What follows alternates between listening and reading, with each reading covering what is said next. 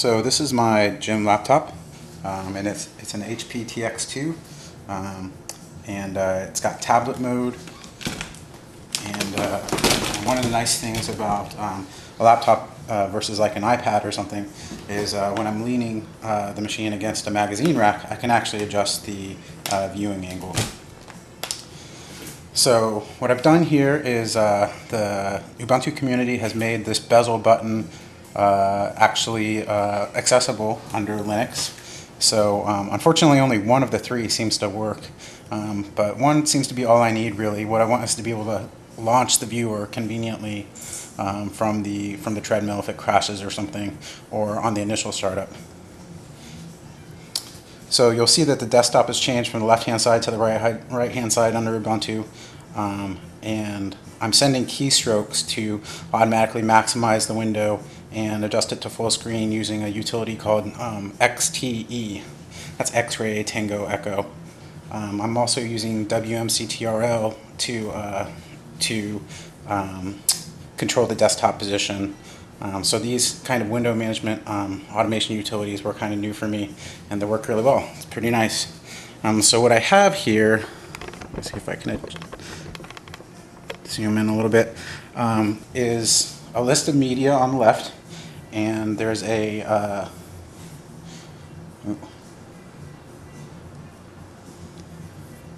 Firefox plugin called Grab and Drag that gives me sort of an iPad-ish sort of scrolling behavior, and it even does swipes. So where I collect, this is a bunch of my media that I've collected from various sources. The one I end up in most often is kind of the one that I use for news and podcasts. So what I have here is a dense listing, so I can see a lot of content to choose from. But because it's dense, it can be a little bit difficult to exactly get your finger on the right place to watch exactly what you want. So I have density here, but I also have sort of these fine-tuning buttons that allow me to basically touch close enough to the one that I'm interested in, and then kind of fine-tune my selection here. I also have an archive button, a delete button, and basically both of those are meant to move the content out of my active listing. So it's not part of what I'm considering about watching next. So basically big fat finger buttons is what you see here. Yes on the left, no on the right. One advantage of having the yes on the left and no on the right, but the initial controls on the right is, so if I do something like delete and I accidentally double click, I'm going to click no. So I'm not going to accidentally delete something. It's going to take sort of a conscious decision to go from delete to confirm the deletion by pressing yes on the left. So when I actually view some content, go button for that, MPlayer is launched, and you'll see that the foreground has disappeared. But it's actually still there. There's still a browser window over the top of this video that's being displayed, and you can see it. Let's see if I raise the opacity. Oops, that's not the right one. So you can see, zoom back out.